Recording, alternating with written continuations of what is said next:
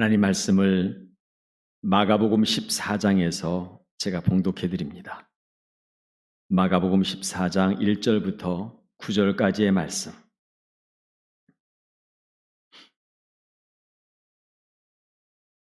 신약성경 마가복음 14장 1절부터의 말씀을 제가 봉독해 드립니다. 이틀이 지나면 유월절과 무교절이라 대제사장들과 서기관들이 예수를 흉계로 잡아 죽일 방도를 구하며 이르되 밀란이 날까 하노니 명절에는 하지 말자 하더라. 예수께서 베다니 나병 환자 시몬의 집에서 식사하실 때에 한 여자가 매우 값진 향유 곧 순전한 나드 한 옥합을 가지고 와서 그 옥합을 깨뜨려 예수의 머리에 부으니 어떤 사람들이 화를 내어 서로 말하되 어찌하여 이 향유를 허비하는가? 이 향유를 300데나리온 이상에 팔아 가난한 자들에게 줄 수 있었겠도다 하며 그 여자를 책망하는지라. 예수께서 이르시되 가만두라. 너희가 어찌하여 그를 괴롭게 하느냐? 그가 내게 좋은 일을 하였느니라. 가난한 자들은 항상 너희와 함께 있으니 아무 때라도 원하는 대로 도울 수 있거니와 난 너희와 항상 함께 있지 아니하리라. 그는 힘을 다하여 내 몸에 향유를 부어 내 장례를 미리 준비하였느니라.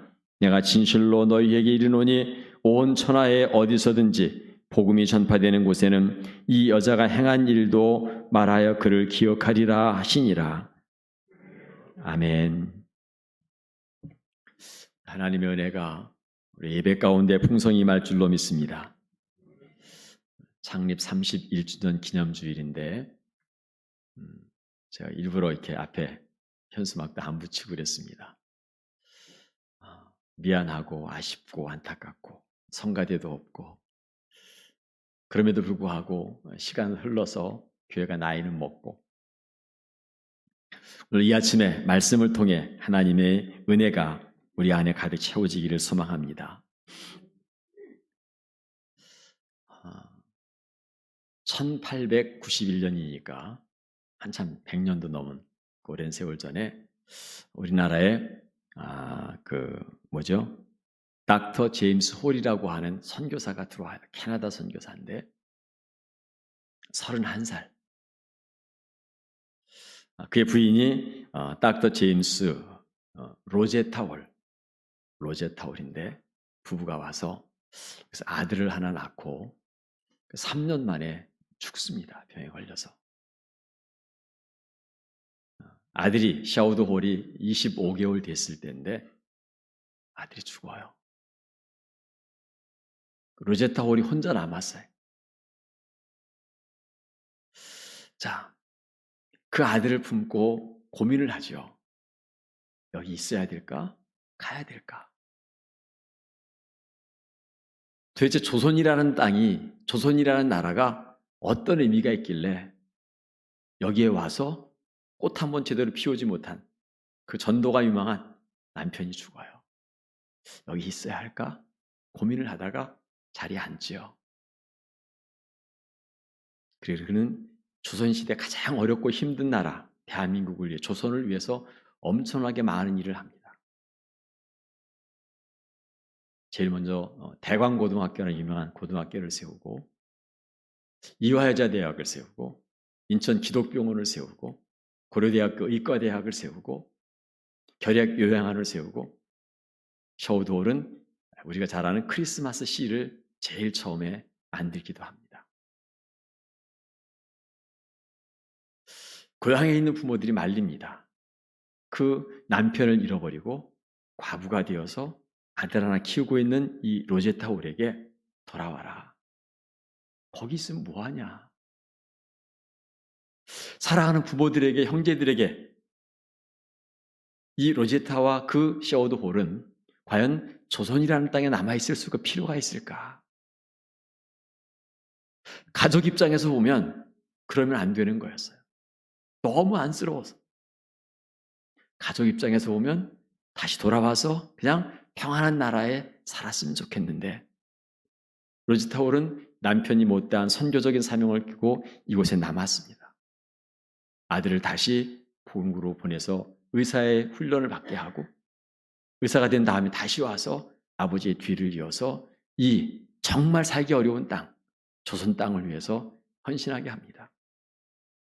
한 사람의 헌신이 사랑하는 사람들에게는 굳이 그럴 필요가 있을까라는 그런 의구심으로 바라보게 됩니다. 다른 사람은 되는데 내 아들이 한다면 마음이 아픕니다. 다른 사람이 헌금을 하면 그거 잘했는데 내가 헌금을 하자니 이게 다시 이상해집니다.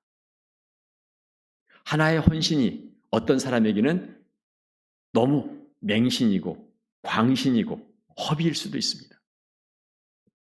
그러나 그 한 사람의 헌신이 사실은 놀라운 하나님의 역사에 기둥과 같은 역할을 감당해서 하나님이 계획하시던 일들을 하나하나 이룬다고 믿습니다. 한 사람의 헌신이. 사순절을 시작하면서 첫 번째 주일은 사랑의 십자가, 십자가의 사랑의 모습을 살펴봤고, 두 번째 주에는 하나님 말씀인 순종의 십자가를 생각해 봤습니다. 오늘은 헌신의 십자가, 십자가 속에 담겨 있는 헌신의 의미를 새겨보려고 합니다. 신앙생활 하면서 믿음 생활하면 요즘처럼 힘든 시대가 또 있었을까? 처음에 복음이 들어올 때는 그런 어떤 핍박이나 반대, 거절이 당연했습니다. 그러려니 하고 전도를 하죠. 순교의 과거를 하고 전도를 하죠. 우리는 그렇지 않아요. 세상에서 예수 믿는 사람들을 인정해 주다가 잘한다고 칭찬도 해주고 박수도 쳐주고 호응도 해주고 예수 믿자고 하면 그렇게 어울려주고 그러다가 어느 날 갑자기 교회를 향해서 비난을 하고 돌팔매를 하고 침을 뱉고 욕을 해야 됩니다. 얼마나 힘들어요. 똑같은 핍박이라도 그러려니 하고 받는 거 하고 난 이게 아닌데 난 전혀 이렇게 대접받을 사람이 아닌데 이런 마음을 갖고 있을 때 당하는 것은 참으로 힘든 거죠. 그래서 교회 다니는 것이 신앙의 삶이 어떤 사람들에겐 창피한 게 아닌가. 그래서 내가 교회 다닙니다, 목사입니다, 아니면 장로입니다, 집사입니다 이런 말 하는 것이 전혀 자연스럽지 않아서 그냥 뭐 굳이 말할 필요 있나? 이렇게 묻어두고 사는 시대가 아닐까. 하나님의 일을 하다 보면 주님을 위한 일이었음에도 불구하고 이렇게 내가 성실한 마음, 신실한 마음을 가지고 주를 사랑하고 믿음을 지켰는데도 불구하고 오해를 받거나 아니면 비난을 받거나 오히려 핍박을 받는 그런 경우가 얼마든지 있습니다. 순수한 의도로 살았는데 비난이 쏟아질 때 우리가 그렇게 생각해 볼 수 있어요. 에이, 안 하면 되지 뭐. 교회 안 다면 그만이잖아. 그럴까? 에이, 뭐라고 떠들든지 뭐 그렇게 해도 세월은 간다. 열심히 내 할 일만 하면 될까? 어떤 것이 지혜로울까? 오늘 이 비슷한 환경 가운데 한 사람의 반응을 한번 살펴보려고 합니다. 자, 6월절이 됐어요. 6월절. 이스라엘 백성들의 가장 최고의 명절이 6월절입니다.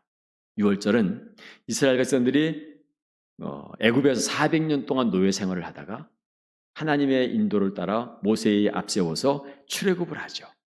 그 출애굽을 할 때 마지막 장자의 죽음이라고 하는 시험이 있습니다. 모든 이스라엘 사람들에게 어린 양의 피를 풀려서 그것을 앞 대문 문설주에 바르면 하나님께서 그 장자를 모든 가정마다 죽이는 거예요. 짐승도 죽이고. 근데 그 집을 넘어간다. 그러니까 6월절은 하나님의 사자가 이제 원래 영어로는 패스 오버인데 넘어가는 건데 그래서 한문으로 번역하면서 6월이라는 말을 쓰는 거예요. 하나님의 죽음의 사자가 그 집을 통과했어요. 넘어갔어요. 이것을 기리는 것이 6월절이에요. 가장 최고의 축제. 그 6월절 명절을 준비하는데 귀하게. 근데 이스라엘의 그 예루살렘에 두 가지 분위기가 있는 거예요. 그 시대에 존중받는 그 시대에 사회적으로 주류에 속하는 서기관들과 바리새인들이 이상한 흉계를 꾸며요. 모략을 꾸며요. 그게 뭐냐 하면 예수를 잡아서 죽이자. 이게 지금 예루살렘을 움직이고 있는 지배 세력의 생각들이었어요. 어떻게 하면 예수를 잡아 죽일까? 대제사장과 서기관들과 바리새인들이 예수 잡아 죽일 방책을 연구하고 있었는데 그것도 정상적인 방법이 아니라 술책을, 괴계를, 음흉한 흉계를 짜고 있었다는 거예요. 악한 방법으로. 무슨 잘못이 있어서가 아니라 시기와 질투 때문에. 왜냐하면 자기들은 이스라엘 사회에 존중받는 사람들이, 모든 백성들로부터 존경받는 사람들이 서기관이요, 바리새인이요, 그리고 제사장들이. 근데 국민들이 다 예수만 따라다니는 거예요. 예수, 예수, 예수. 자나깨나 예수예요. 얼마나 열받아요. 모든 관심이, 나에 향했던 관심이 예수님에게로 옮아갔고 사람들이 예수님을 따라다니는데 인산인해를 이루어요. 예수님만 떴다 하면 그냥 온 나라 사람들이 다 모이는 거예요. 안 되겠다. 그래서 예수를 죽일 모의를 해요. 요한복음 12장 19절에 보면 바리새인들이 무슨 얘기를 하냐면 보라, 온 세상이 저를 쫓아다닌다. 온 세상이 예수만 쫓아다니. 그래서 그 예수를 잡아 죽일. 여기서 우리가 생각할 게 있는데 종교인과 신앙인의 차이가 있는 거예요. 그러니까 성경에서 말하는 서기관들과 바리새인들과 제사장들이 하나님께서 원하시는 모습의 신앙인의 모습이 아니고 신앙인의 탈을 쓴 종교인의 자리에 머물러 있었다는 겁니다. 종교인들은 종교를 가지고 신앙을 가지고 하나님의 내가 믿음의 대상인 하나님을 위해 사는 게 아니라 이 신앙을 가지고 내 유익을 구하는 사람들이 종교인들입니다. 내 이속, 내 뱃속을 채우는 사람들이 종교인들이죠. 교회 다니는 이름으로 내가 교회의 교인이 되었다. 도학교의 교인이 되었다. 인천에 제일 오래된 교회가 있어요. 제일 오래된 교회니까 땅이 많아요. 묘지도 있고요. 기도원도 있고요. 그 다음에 요양원도 있고요. 근데 문제가 생겼어요.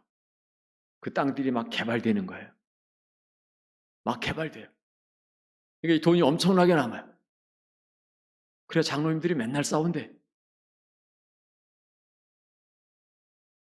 어떻게 보면 그분들은 그것 가지고 싸우는 분들 가운데 그럴 거예요. 이걸 가지고 하나님을 위해 쓰냐, 유익을 위해 쓰냐, 뭐 그런 거겠죠. 돈 앞에서는 생각이 달라지는 거예요. 자기의 명예와 자랑과 그 어떤 제 이속을 챙기는 데는 생각이 다 다른 거예요. 욕심의 기준이 다르니까 바리새인들과 사귐 이 사람 마찬가지. 손해가 오거나 고난이 닥치거나 어려움이 올 때 미련 없이 신앙을 벗어던지는 사람은 종교인입니다. 내가 살기 위해 필요한 경우 남들도 무시하고 깔아뭉개고 죽일 수 있다면 그들은 신앙인이 아니고 종교인입니다. 이것이 신앙의 위배가 되느냐 그렇지 않느냐 중요하지 않아요. 내게 유익이 있느냐 손해가 있느냐 언제나 이것에 따라 사는 사람들은 신앙인이라고 말할 수 없어요. 오늘 바리새인들과 서기관들은 자기들이 가지고 있던 기득권을 뺏길 것 같은 위기 때문에 이걸 뺏기면 안 되겠다. 그래서 예수를 죽이려고 했어요. 그러나 신앙인은 달라요. 그 신앙인의 모습을 예수님에게서 볼 수 있어요. 신앙인은 내가 믿는 하나님을 위해서 내 뜻을 언제든지 포기할 수 있는 거예요. 주님이 원하시는 그 일을 위해 내가 좋아하는 일을 멈추는 거예요. 남을 살리기 위해 내가 희생하는 거예요. 내게 얼마만큼 이익이 있는가를 따지지 않고 하나님이 얼마나 기뻐하실까에 더 마음이 가는 사람이, 이런 사람이 신앙이에요. 어쩌게 보면 내가 잘 되는 것보다 남들이 잘 되는 게, 내가 밥 한 끼 먹는 것보다 어려운 이웃을 도와주는 게 더 기쁘고 신나는 그런 사람들이 신앙인이 아닐까. 그래서 종교인과 신앙인을 결정짓는 가장 큰 차이가 뭐냐면 십자가예요. 십자가를 갖다 대보면 다 이 사람이 종교인인지 신앙인인지를 알 수 있다는 거예요. 종교인은 십자가를 져야 될 때가 되면 다 벗어버리고 도망갈 겁니다. 그걸 내가 왜죠? 벗어버리죠. 왜? 목적이 십자가가 아니라 나의 유익을 위해 내가 예수 믿었기 때문에 그래요. 그래 신앙인은 십자가가 지워지면 감당합니다. 내가 짊어집니다. 그리고 힘들어도 목숨을 걸고 왜? 그것이 하나님의 뜻이라고 믿기에. 그래서 신앙인이 영적으로 건강하냐 성숙하냐를 보면 십자가를 지는 모습을 보면 알아요. 십자가를 지는 모습을, 십자가를 대하는 것. 여러분 십자가 앞에 망설이고 십자가 앞에 계산하고 십자가 앞에 두려워 도망가고 그런 사람 되지 마시고 종교인의 자리에 멈추지 마시고 내 유익을 위해서가 아니라 하나님의 영광을 위해서라면 나의 생명조차도 조금 더 귀한 것이지 않겠다 얘기했던 바울의 고백처럼 사명을 발견하고 신앙인의 길을, 십자가의 길을 달려가실 수 있기를 바랍니다. 자, 오늘 그런 환경 가운데 우리가 잘 아는 옥합을 깨트리는 이야기가 이제 3절부터 등장을 합니다. 베다니에 사는 이 베다니라는 동네가 아마 나사로하고 마리아 이분들이 살던 동네예요. 그래서 예수님이 자주 들렸던 것 같아요. 그 동네에 시몬이라고 하는 문둥이 환자가 있었는데 이 문둥이 환자를 예수님이 고쳐주세요. 여러분 문둥이는 가정으로부터 세상으로부터 사회로부터 버림받은 존재입니다. 거기다가 하나님께로부터 버림받은 존재라는 낙인까지 찍혀서 그 인생은 끝난 인생입니다. 그 인생에 예수님이 그를 고쳐줬으니까 그 시몬의 마음은 얼마나 고마웠겠어요. 그래서 이 시몬이 예수님이 우리 동네에 오신다니까 예수님 초청을 해요. 12명의 제자들하고 그리고 시몬하고 그리고 나사로하고 뭐 그런들 여자들 몇 명이 밖에서 일하고 있습니다. 식사 준비를 하죠. 이 식사의 주인공은 당연히 예수님이시겠죠. 시몬 입장에서는 예수님이 날 고쳐주셨고 당대의 최고의 인기를 가지고 있는 가장 위대한 랍비 중의 랍비인 그 예수님을 내 집에 모신다는 것이 영광이었을 것입니다. 모셨어요. 정성때 대접을 합니다. 그런데 한 여인이 갑자기 등장을 해서는 귀하고 귀한 성경에 보면 나드향. 이 나드향은 히말라야에서 아주 춥고 깊은 산골짜기에서 만들어내는 향이라고 그래요.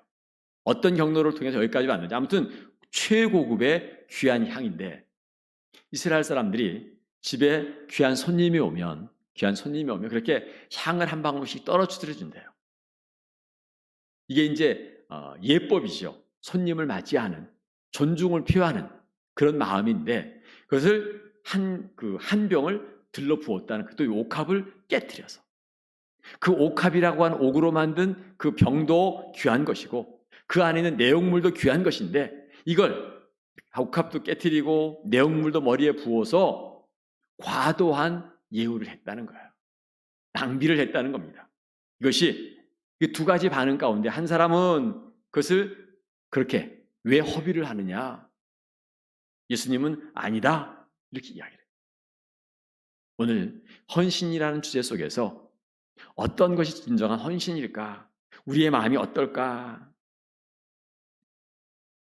너무나도 파격적인 이 모습을 보고 이렇게 두 가지 마음이 서로 달라지는데 오늘 이 주변에 있었던 12명의 제자들이 주 대부분이잖아요.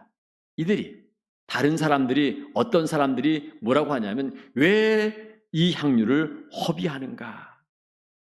허비한다는 말은 쓸데없는 일에 헛된 일에 낭비한다는 거예요.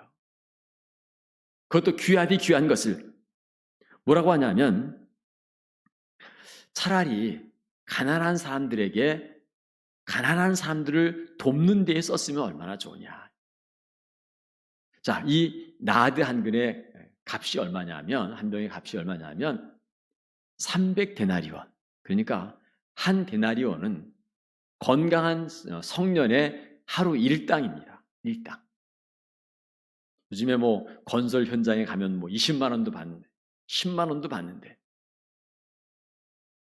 그러면 얼마예요? 10만 원 받으면요 3천만 원. 자, 연봉, 1년치 연봉을 계산했을 때 그만큼의 금액을 지금 머리에 쏟아 부었어요.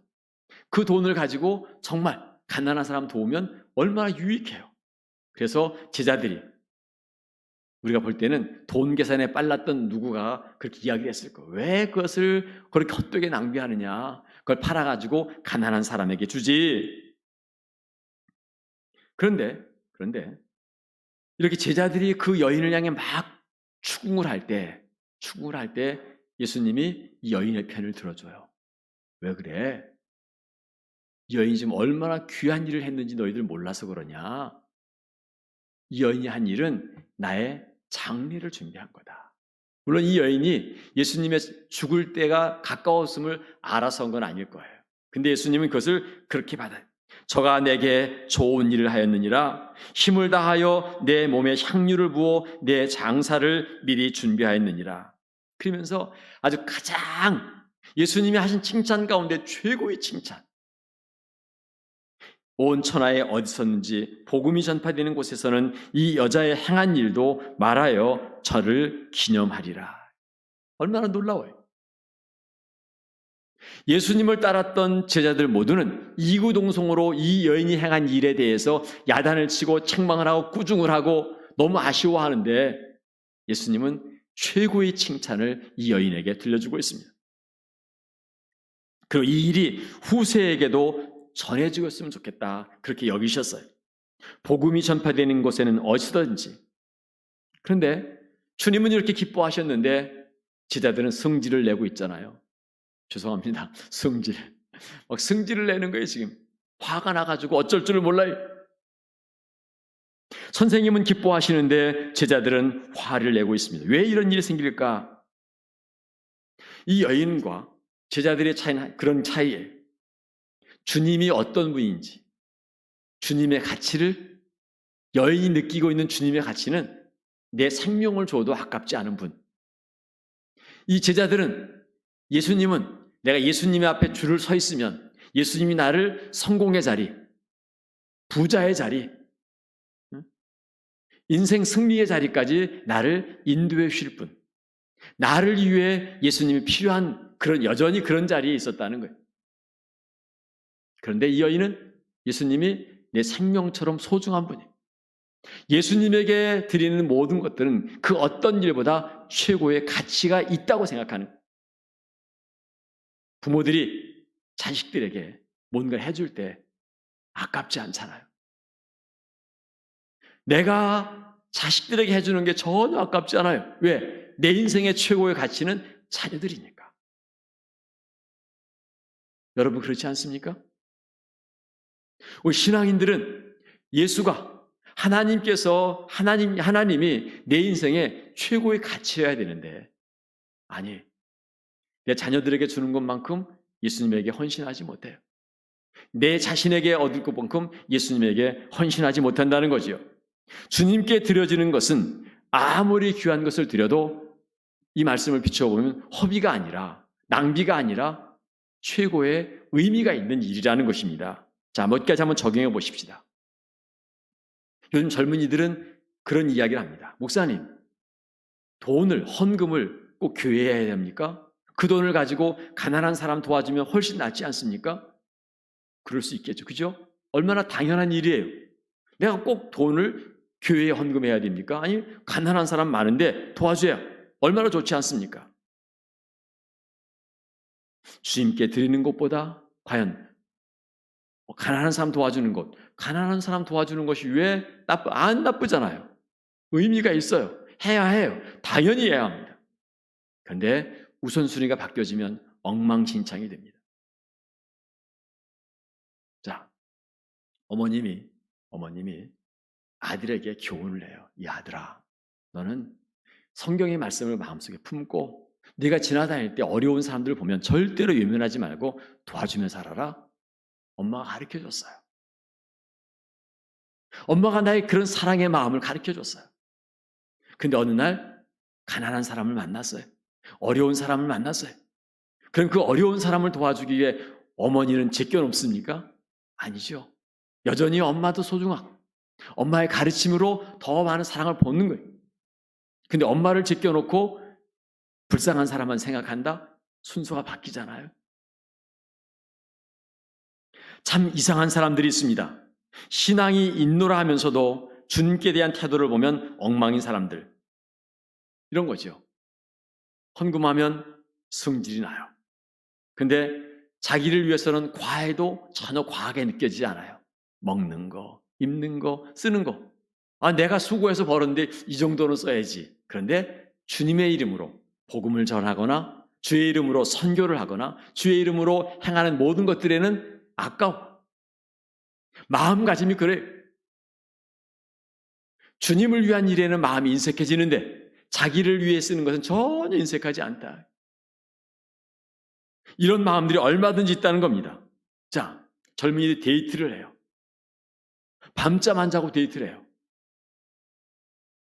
시간이 전혀 아깝지 않아요. 예배당에 와서 12시 땡 했는데 설교를 계속해요.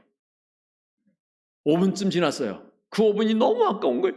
이놈의 목사가 왜 5분치 12시도 됐는데 왜 설교를 안 끝내고 계속 잔소리를 하지?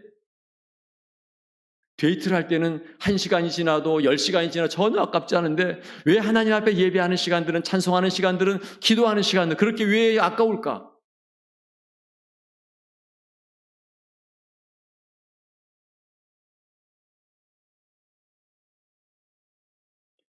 아르바이트를 1시간 일하면 일당을 받아요. 그런데 사역에서 모이라고 그래요. 몇 시까지 오세요? 왜 모입니까? 청소한다고 그래요. 청소를 꼭 내가 해야 됩니까? 나같이 귀한 고급 인력이 겨우 청소나 해야 됩니까? 마음이 안 들어요. 그건 그냥 아무나 하라고 그래요. 나는 더 중요한 일이 있어요. 왜 1시간 일하면 10만 원 버는데 다 이렇게 계산이 되면 주님을 위해 쏟아붓는 작은 시간과 정성과 물질과 이런 것들이 계산이 돼. 그리고 비교가 돼. 그러나 신앙과 종교의 삶 속에 그건 비교의 대상이 아니라는 거예요. 하나님을 향해 주님을 위해 드리는 것과 내가 세상을 위해 나를 위해 쓰는 것과는 비교가 안 된다는 거예요. 근데 우리는 근본적으로 세상적인 기준에 따라 비교를 해요. 내가 교회 가서 이렇게 청소하는 거, 주일날 밥을 먹기 위해 토요일날 미리 와서 음식을 준비하는 거, 이런 것들, 교회 장식을 하는 것, 그거 아무나 할 수 있는 건데 내가 꼭 굳이 나 같은 사람이 해야 되나? 내가 예수님 때문에 모든 것을 허비한다고 생각을 하면 그때부터 자꾸만 계산이 됩니다. 아깝습니다. 피곤해집니다. 성질이 납니다.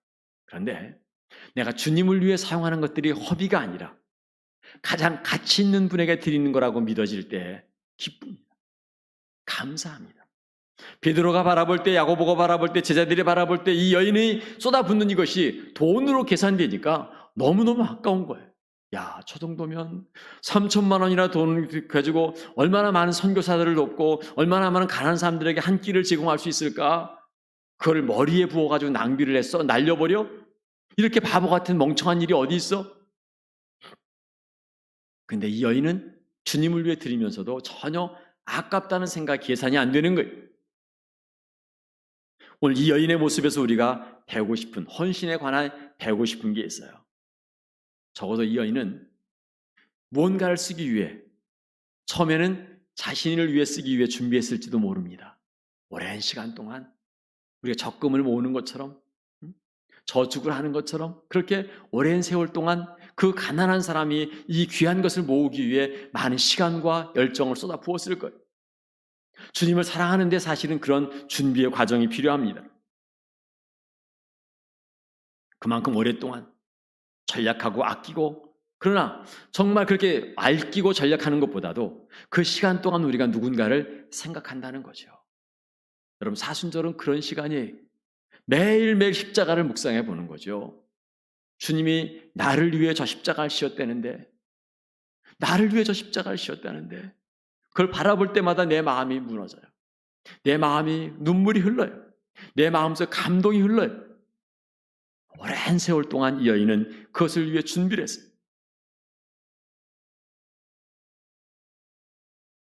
우리 교회 요즘 연로하신 권사님과 집사님들이 이 뜨개질을 해요. 잘하시는 분들이 아니라 배워가시면서 하세요. 자, 내가 교인들에게 이 하나를 나눠주기 위해서 시간을 내서 열심히 뭐 잘하지도 못하지만 그래도 얼마나 정성이 그것이 훈련이 되면 그 하면서도 그런 기도가 가증하잖아요. 하나님, 이것을 쓰는 사람의 손길이 닿는 곳마다 뭐 이렇게 기도하면서 할 수 있다면 얼마나 좋을까. 그런 준비의 과정이 있어요. 오랜 세월 동안. 그리고 그것을 한 방에 깨뜨려. 이 여인의 마음속에 그런 것이 있지 않았을까. 내가 예수님을 위해 준비했으니까 이것은 예수님만 위해 쓰여졌으면 좋겠다. 가끔 성도님들이 이게 목적 헌금이라는 거 할 때가 있어요. 하나, 목사님, 이 일은 이것을 위해 써주세요. 그 목적 헌금. 왜? 거기에 관심과 애정이 있어요. 그만큼 기도가 있어요. 내가 이것을 위해 준비했으니까 이 일을 위해 썼으면 좋겠어요. 우리 교회가 지난해 30주년 기념교회로 필리핀 민도로 섬에 세우려고 했어요. 그렇게 약정을 하고 교우들이 모아서 헌금을 모아놓고 이제는 비행기만 왔다 갔다 자유롭게 하면 그곳에 가서 교회를 세울 거예요. 주님을 위해서 그렇게 구별된 것, 주님만을 위해 쓰고 싶은 마음, 이 여인에게 있었다는 겁니다. 순결이라고 하는 것은 가장 사랑하는 사람, 한 사람을 위해서 드려지는 거 아니겠어요? 우리의 신앙은 하나님만을 위해서 드려진다. 여러분, 양다리가 있습니다. 주님을 사랑하면서도 세상을 여전히 사랑하는 마음. 어쩌면 주님보다 더 세상이 더 좋은 사람. 이 양다리에는 주님을 얼마나 마음을 아프게 할까. 그래서 더 좋은 조건이 오면 언제든지 버리고 갈 수 있는 마음. 이 여인은 적어도 그렇지 않았다. 옥합을 깨트릴 수 있는 용기가 있었습니다.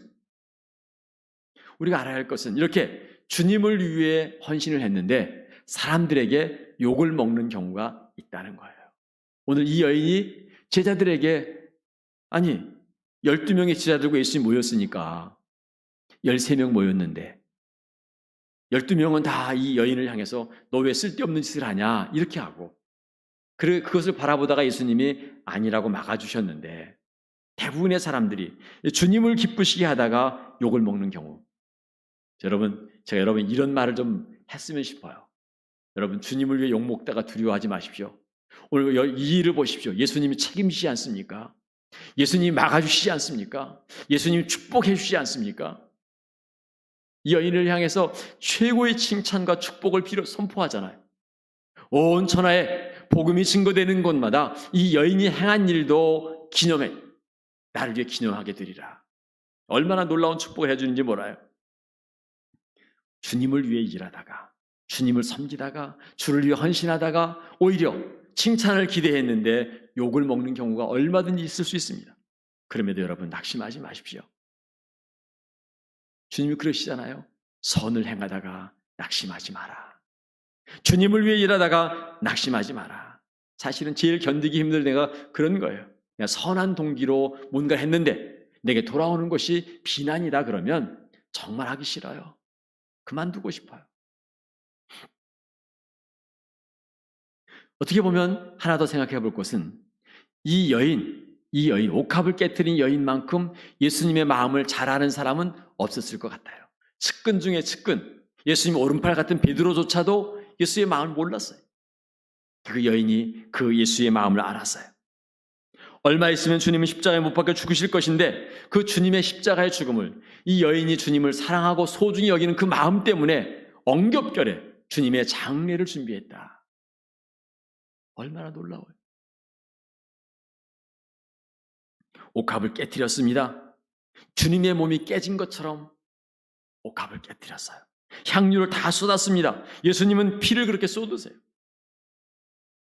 우리를 위해 주세요. 여인이 희생한 것처럼 예수님은 우리를 위해 희생하셨어요. 신앙은 그런 거잖아요. 예수님의 하신 일을 우리가 믿고 따르면서 예수님 가르침을 우리의 생활 속에 실천하는 거라고 한다면, 주님이 나를 위해 희생하셨다면, 주님이 나를 위해 헌신하셨다면 나도 주님을 위해 헌신하고 주님의 마음으로 이웃을 위해 헌신하는 삶으로 살아야 하는 것이 아닐까. 한 사람 예수가 우리 인류를 위해 헌신하심으로 십자가를 지었고 그 십자가에 신 헌신을 통해서 우리를 살리셨다면 오늘 예수를 믿는 우리 모두도 주님처럼 십자가를 지는 것을 두려워하지 않고 세상을 살리는 일에 우리의 삶이 사용되어야 하지 않겠습니까? 사순절 기간 동안 십자가를 묵상할 때마다 그 십자가에 담겨있는 그 헌신은 자기 몸을 깨뜨리시는 거예요. 다 쏟아붓는 거예요. 철저하게 자기를 비우는 거예요. 우리 신앙의 고백 가운데 자기를 비워 종의 형체를 가졌던 그분처럼 우리도 하나님 앞에 헌신한다면 그 한 사람의 헌신이, 홀이라고 하는 선교사 한 사람이 이 한국 사회에 엄청난 유익을 주었던 것처럼 우리의 헌신이 또 다른 누군가에게 그런 하나님의 축복을 전하는 통로가 되리라고 믿습니다. 십자가는 다양한 모습이 있지만 그 사랑의 십자가, 순종의 십자가, 그리고 헌신의 십자가를 통해 우리가 새로워진다면 그 십자가는 세상을 살리는 기적을 우리에게 보여주리라고 믿습니다. 기도합니다. 사순절을 지내면서 십자가를 가슴에 품고 십자가의 의미를 되새기며 십자가를 내 마음속에 사랑함으로, 순종함으로, 헌신함으로 되새깁니다. 되새김의 자리에 머물지 않고 삶 속에 삶을 실천해서 우리가 예수님을 닮아가는 하나님의 사람으로 세상 속에 생명과 평화와 풍요를 전하는 축복의 통로로 사용될 수 있게 해 주옵소서. 예수님의 이름으로 간절히 기도하옵나이다. 아멘.